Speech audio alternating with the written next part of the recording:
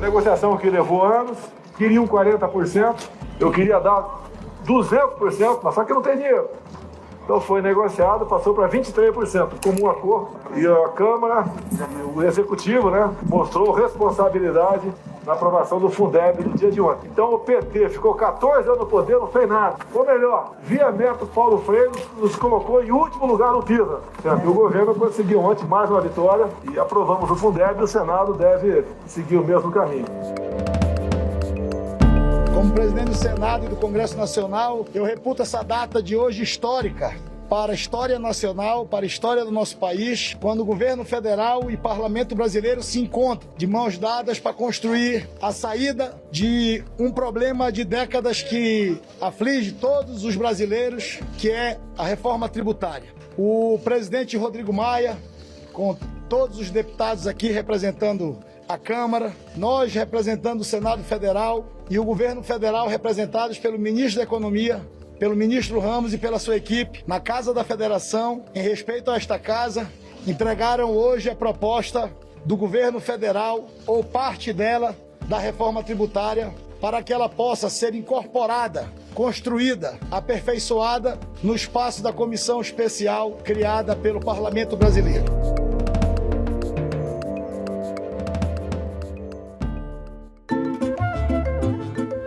Olá, sejam todos muito bem-vindos. Começa agora o Horário de Brasília, o seu podcast na CNN que trata de política, economia, tudo o que você precisa saber dos bastidores do poder e de Brasília, que é de onde fala a minha parceira, a maravilhosa Renata Agostini. Oi, Renata. Oi, Dani. Olá a todos que nos acompanham aqui no Horário de Brasília. Renata, essa semana foi marcada por duas discussões importantes, meio pedregulho, para falar com as pessoas, porque são temas cheios de letrinhas esquisitas, letrinhas que lembram que você tá dando um pedaço do seu suado dinheirinho pro governo, mas são letrinhas importantes e a gente precisa discutir isso porque tem impacto na vida de todo mundo. A gente vai começar falando sobre o Fundeb, o fundo que é direcionado ao financiamento da educação. Esse fundo garante o funcionamento de redes de ensino em todo o país e muitos municípios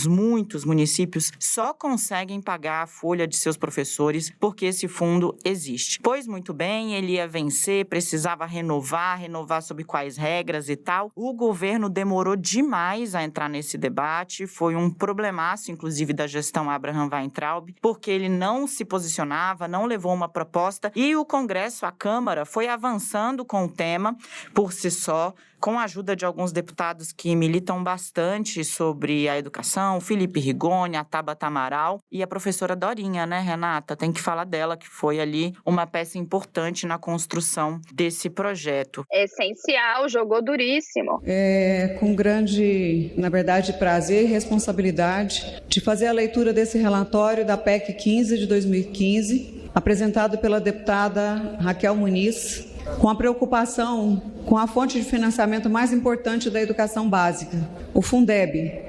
O Fundeb é o Fundo de Manutenção e Desenvolvimento da Educação, é responsável por mais de 63% do financiamento da educação básica, da creche até o ensino médio, com todas as suas modalidades de ensino, com os diferentes atendimentos, a educação do campo, a educação urbana, a educação indígena, e com a grande responsabilidade de melhorar a qualidade da educação. Pois é, formulou uma proposta à Câmara que previa o quê? Mais dinheiro para esse fundo. Mais dinheiro para a educação. Um crescimento escalonado que obriga o governo federal, a União, a contribuir mais com esse fundo. Esse fundo recebe dinheiro de estados e de municípios e também da União. A proposta formulada pela Câmara faz com que o governo invista mais, ao passar dos anos, nesse fundo que financia a educação. E aí, obviamente, que o governo federal, especialmente a equipe econômica, chiou, porque eles estão tentando ali equacionar um orçamento já bastante enxuto e querem também colocar na rua coisas novas, um programa social novo que tenha o carimbo do governo Jair Bolsonaro. E aí o que Paulo Guedes tentou fazer? Juntar as duas coisas, falar, legal,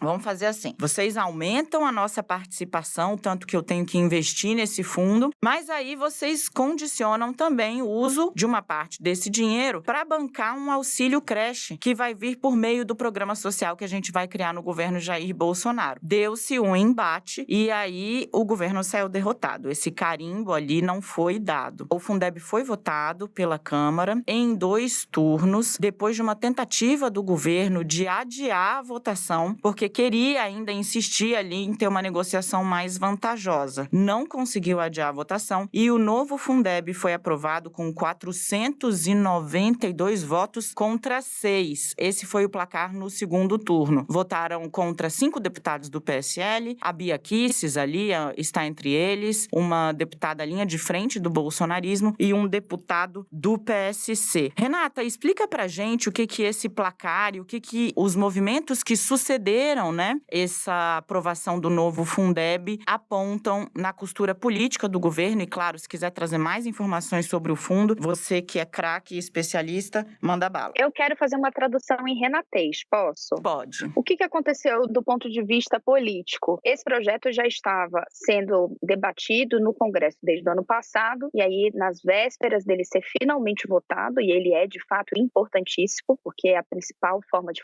financiar a educação básica no Brasil, o governo chegou lá e falou, olha, veja bem, não concordo. O que a Câmara fez? Amados, agora senta lá. Não dá. Então, as peças que o governo tentou encaixar, quase todas foram mal sucedidas. Por que a equipe econômica tentou ali, aos 47 do segundo tempo, mudar a forma da aplicação dos recursos? Porque isso é, de fato, um baque muito grande no orçamento federal. Na prática, os deputados fizeram o quê? Hoje, de todo esse dinheiro que é arrecadado para o fundo, 10% vem dos cofres do governo federal. Até 2026, isso vai ser ampliado para 23%. Nas contas da equipe econômica, isso significa que, se a gente projetar para 10 anos para frente, vão ser 230 bilhões de reais a mais que terão de sair dos cofres da União. E aí tem um problema. Não é só esse, Dani, o governo que tem a equipe econômica, que tem essa visão de austeridade nas contas públicas, repisa muito isso, queria, por exemplo, colocar ali um teto para o montante dos recursos que saem desse fundo, que poderiam ser aplicados, usados para os salários dos professores. A equipe de Guedes queria estabelecer que, olha, até 70% do dinheiro todo que se recolhe nesse fundo, vocês vão gastar com salários. O resto tem que ser investimento e também queremos colocar aí dentro dessa conta os gastos previdenciários. A Câmara falou, não, desculpe, vamos colocar que o máximo que a equipe econômica conseguiu foi botar um limitador ali para que 15% do dinheiro do fundo sejam destinados a investimentos. Então, na prática, ficou ali um teto de 85%. Tem várias especificidades ali, mas o fato é que o governo chegou tarde, perdeu a conta e agora está vendo ali como faz para resolver. Na hora que foi para o plenário, essa derrota já estava meio sedimentada. Houve ali uma articulação muito intensa nos últimos dias, ali às vésperas da votação. O governo tentou, inclusive, adiar de tudo quanto foi jeito a votação da proposta no plenário, puxou ali a cartada de que tem um novo ministro da Educação, deixa ele participar. Nada disso funcionou, foi votado e agora esse debate vai para o Senado. Do ponto de vista do governo, em 2 frentes agora que se abrem. A primeira é tentar fazer ainda alguma modificação no Senado. Não dá para saber se isso vai ser possível. O presidente do Senado, Davi Alcolumbre, já definiu o relator. As primeiras indicações aqui não seriam feitas modificações, mas as informações que eu tenho da equipe econômica é que eles sim ainda vão tentar para melhorar esse manejo de recursos dentro do fundo. O outro lado, a outra frente que se é, ok, então nós vamos aumentar os desembolsos do governo federal na educação, e isso é ótimo. Agora, da onde sai o dinheiro? Tem que fazer o orçamento federal todo ano. Isso é um processo importante da gente entender. Todo ano, o governo federal envia para o Congresso até agosto uma proposta do orçamento. E aí os congressistas vão lá, analisam, mexem eventualmente e aprovam. O presidente da Câmara, Rodrigo Maia, disse que, olha, esse dinheiro vai ser, da onde vai sair esse dinheiro do Fundeb, vai ser debatido aqui no parlamento. Só que o governo quer se antecipar a esse debate. Qual é uma ideia que já surgiu na equipe econômica? Vamos, então, por exemplo, propor o fim da dedução do gasto com despesas investidas em escolas no imposto de renda. Vamos tirar ali dos mais ricos e jogar para os mais pobres. Uma das ideias, e aí isso pega no bolso mais ricos, mas muito no bolso da classe média. Hoje, quando você faz seu imposto de renda, você tem a possibilidade de deduzir gastos, despesas que você teve ao longo do ano com educação, com a escola dos seus filhos, com a sua própria educação, por aí vai. Tem um teto, mas o fato é que existe essa permissão lá. Então o governo olhou e falou, ok, Congresso, vocês querem aumentar? Vamos então tirar essa possibilidade. Então, as pessoas não vão mais poder deduzir essas despesas. Então, qual é o efeito disso? Na prática, quando faz ali o imposto de renda, o governo abre mão de uma arrecadação quando ele permite que você faça um desconto no seu imposto de renda. Então, o governo está dizendo, o dinheiro vai sair daqui, porque eu não vou mais deixar as pessoas fazerem essa dedução. Esse é um caminho que a equipe econômica está estudando. Dani, que tentou colar em mim a pecha a louca da CPMF, também gosta de apurar sobre economia, se dedicou a esse tema nesses dias e sabe que essa mexida no imposto de renda está aí no cronograma da equipe econômica, seria a terceira fase da reforma tributária. Então, importante isso que a Renata está falando para você aqui no horário de Brasília, porque sinaliza que o governo não dá a questão como encerrada e que a gente ainda vai ver um segundo round desse embate no Senado. Ontem parecia que a coisa estava precificada, mas o que a Renata apura e traz aí de informação para você é que o governo, vai tentar reverter a derrota e 2, está buscando caminhos para poder colocar esse dinheiro a mais aí sem sofrer tanto. É isso. Uma coisa que eu queria apontar, que eu acho importante, foram os fatos políticos que sucederam à aprovação do Fundeb na Câmara. Bom, o placar foi aquele que eu contei para vocês, muito grande, pró-Fundeb. Quem tentou adiar a votação para segurar ali a onda e dar ao governo mais algum tempo para buscar um acordo mais vantajoso, segundo o que pensa a equipe econômica, foi aquele deputado que a gente tem falado muito dele aqui, deputado Arthur Lira. Ele se tornou uma espécie de líder informal do governo. Ele é o líder do PP, um dos principais partidos do Centrão. E é chamado carinhosamente de o Filho 04. Exato.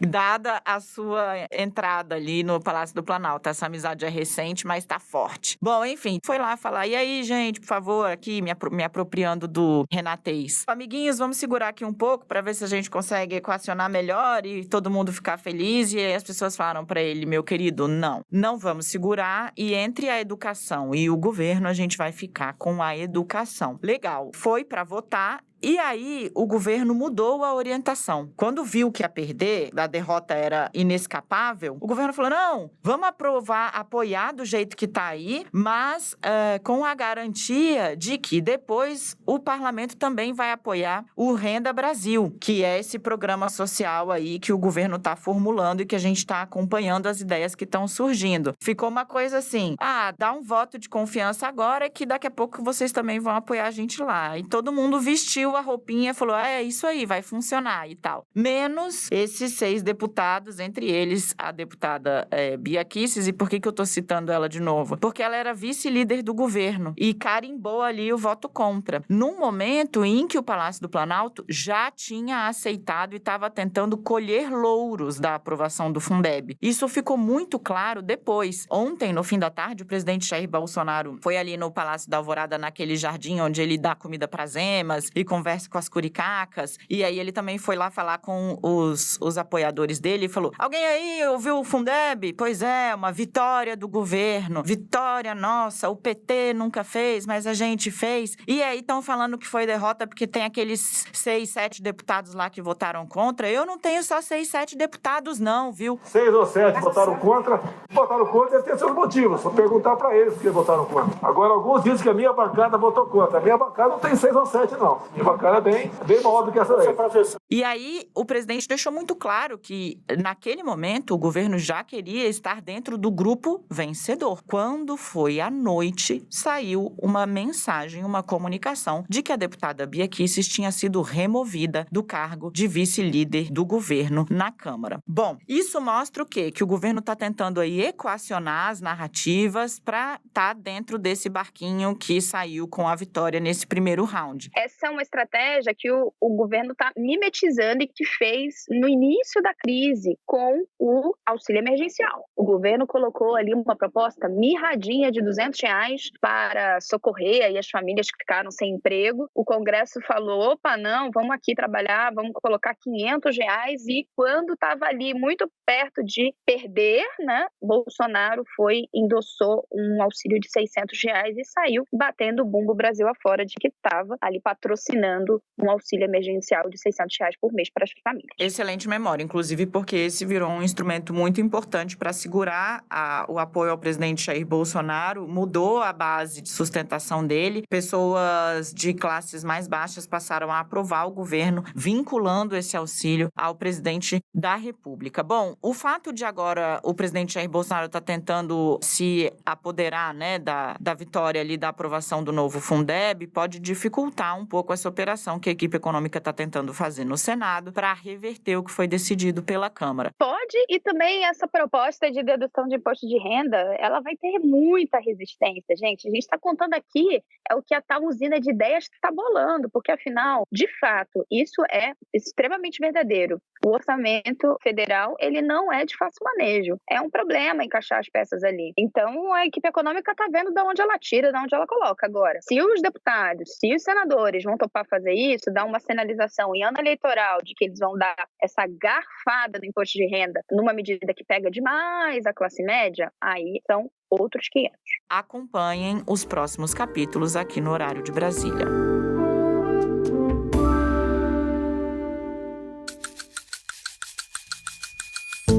E, finalmente, só para enfatizar, dar a ênfase na nossa confiança no Congresso, em vez de mandarmos uma PEC, já havendo a 45 na Câmara e a 110 no Senado, em vez de mandarmos uma PEC, mandamos propostas que podem então ser trabalhadas e acopladas, mas mandaremos todas, imposto de renda, dividendos, os impostos indiretos, IPIs, todos os impostos serão abordados.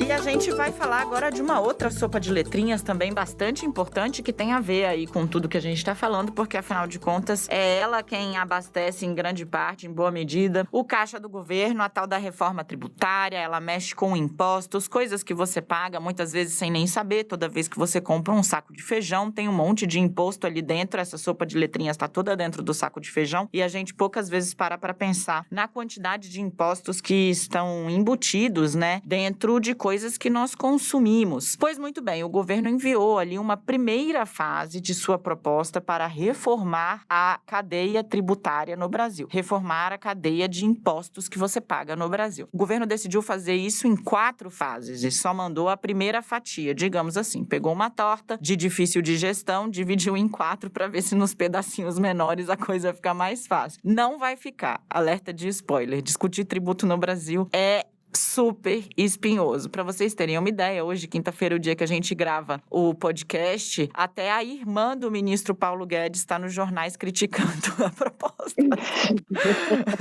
O cara não agrada nem na família.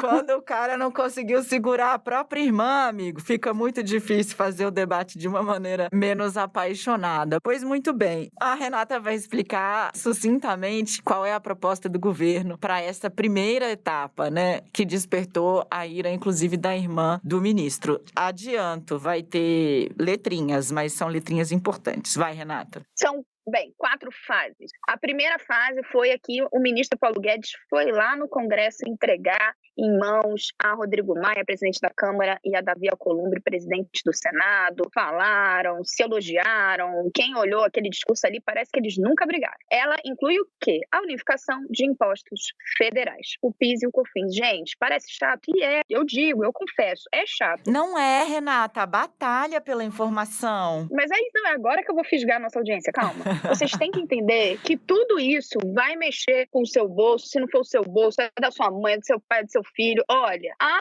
confusão é grande. Nesse primeiro momento, o que o governo está dizendo? Olha, a gente vai mexer aqui só no que está no nosso alcance, esses impostos federais. Depois, a gente vai mexendo em outras etapas. O Congresso diz, olha, a gente já estava pensando em uma coisa mais ambiciosa, juntar aqui 5 tributos, inclusive 2 aqui, um estadual e um municipal. O governo diz que, olha, acho ótimo, façam isso, mas não cabe a mim propor mexer aí nos demais entes da federação. O debate está nesse pé. Só que o governo fez mais que isso. Pressionado também há muito tempo para mostrar a mão, colocar na mesa e dizer, afinal, o que vocês estão pensando? O governo já chegou e falou, olha, tem mais 3 fases. Quais são elas? A gente vai já encaminhar logo em seguida uma mudança num terceiro imposto federal, que se chama IPI, que é o Imposto sobre Produtos Industrializados, e aí entra uma ideia que é a do imposto do pecado. O Paulo Guedes falou sobre isso lá atrás, logo no início do governo. O Jair Bolsonaro não gostou nada, desmentiu, mas ela está aí na proposta. O que é? Olha, vamos tributar. O nome bonito da equipe econômica é produtos que tenham externalidades negativas. Para você, meu amigo, entender é o seguinte, é tributar a cerveja, é tributar o cigarro. Lá atrás se falou até de tributar produtos que tenham muito açúcar. A gente não sabe ainda qual é o desenho, mas a lógica é essa. Terceira fase, entra aí o imposto de renda. Aliás, tem aí uma coisa muito importante mesmo que se debate no Brasil há muito tempo, tributar lucros e dividendos. Então, empresas hoje distribuem lucros e dividendos e ali não incide nenhum imposto. Isso é alvo de muitas críticas. Estaria aí, mas estaria também, tudo está conectado nesse podcast, a retirada da permissão de deduções no imposto de renda de pessoa física, como essas despesas escolares que a gente falou, mas também despesa médica. Então, seria ali mexer para a empresa e para a pessoa física. Também o governo quer mexer na alíquota, que hoje vai até 27,5%. Tem um debate ali, um enrosco grande. Por fim, bamba, a parte que a Dani disse, que é mais difícil de digerir, que é desonerar a folha de pagamentos, ou seja, reduzir para os empregadores o custo de contratação, em contrapartida, criar um imposto sobre transações financeiras que todo mundo lembra e se arrepia, porque parece a CPMF. Esse é o cronograma. Daniela, conta agora o que o secretário da Receita Federal te falou no CN 360. Pois é, a gente conversou ontem com o secretário da Receita Federal, Tostes, e ele, disse que não necessariamente por estar aí na fase 4, ter sido apresentado como a última etapa dessa fatia, dessa torta tributária que o governo está tentando produzir, a nova CPMF, ou esse imposto aí que eles estão tentando chamar de microimposto, estão buscando um nome mais simpático para ver se emplaca, vai ser apresentado por último. Eles podem trazer isso antes. Tem uma série de coisas que estão envolvidas aí nesse pacote que você precisa ficar de olho. Uma parte importante desse debate é que já tem estudos dizendo que a alíquota é o tamanho do imposto, aquele percentual ali. Se for de 1% de cada R$100, R$1 é do imposto. Que a alíquota que o governo está aventando não seria suficiente, você taxando todas as operações, transações eletrônicas financeiras com essa alíquota, ela não cobriria o custo da desoneração da folha de pagamentos. Ou seja, você não consegue empatar o quanto que o governo vai deixar de arrecadar para deixar as contratações mais baratas com a alíquota, o tamanho do imposto que eles estão projetando para as transações eletrônicas. Então, há uma certa desconfiança aí a respeito da eficácia, da criação desse novo imposto para os fins que o governo tem divulgado que ele vai servir. Ontem, o Tostes, na entrevista que deu pra gente, disse, olha, nós temos todos os cálculos feitos, eu não posso dar aqui detalhes, mas todos os cenários estão projetados. Eu falei, mas empata, secretário? Você consegue cobrir o que você vai deixar de arrecadar com esse novo imposto? Aí ele disse, depende da amplitude da desoneração que a gente vai propor. Então, o governo pode fazer uma coisa escalonada e, aparentemente, eles estão trabalhando com esse leque de opções. A gente precisa aguardar aí para ver o que é que vai sair dessa sopa de letrinhas. Nesse ponto, Dani, em especial que eles estão se debruçando ainda primeiro, se você faz uma desoneração para salários mais baixos, ponto 1. Então, você limita ali a vagas que são remuneradas até um salário mínimo ou, por exemplo, 2 salários mínimos. A lógica é que você deixaria mais atrativo para as empresas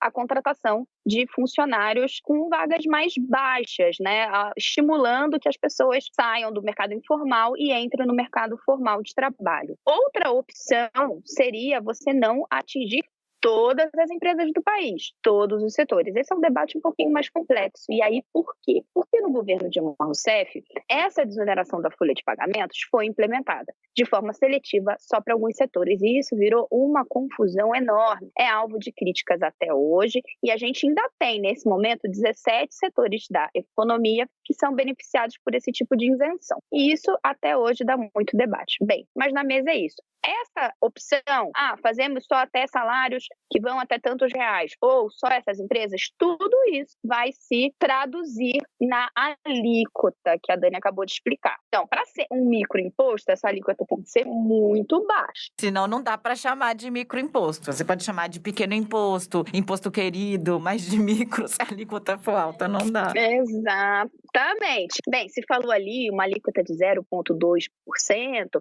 agora, se for subindo, aí a gente já cai na CPMF. Lembra, Dani, qual era a alíquota da CPMF que todo mundo odiava? Claro que não, Renata. Só você, psicopata dos tributos, como já sabemos nesse podcast, é que vai lembrar da alíquota da CPMF. Gente, também não é da minha época, entendeu? Eu não era nem nascida, mas eu estudei e a alíquota era 0,38%. Então é isso. Para ser microimposto tem que ter muito menos que isso, senão, desculpa, gente, não cola. Bueno, com essa aula, com essa memória, relembrar é viver. Renata Agostini, a enciclopédia do Horário de Brasília. A gente se despede de você, prometendo voltar com atualizações sobre esses movimentos, essa sopa de letrinhas que a gente vai trabalhar bastante aqui para ela ficar mais digerível, porque é um debate intrincado, mas muito importante, não só para o nosso bolso, mas também para o futuro do país. Renata, psicopata dos tributos, a gente se vê na próxima semana, até quinta-feira que vem. Vai ter volta, como você fala. Eu vou passar uma semana só pensando o que eu vou colar em você, Daniela, você vai ver. Gente, obrigada. Até quinta que vem. Vamos juntos, tentando entender e decifrar e tornar menos enfadonho esse mundo aí de reformas. Vai dar certo. Beijo, Dani. Um beijo, querida. Até a próxima.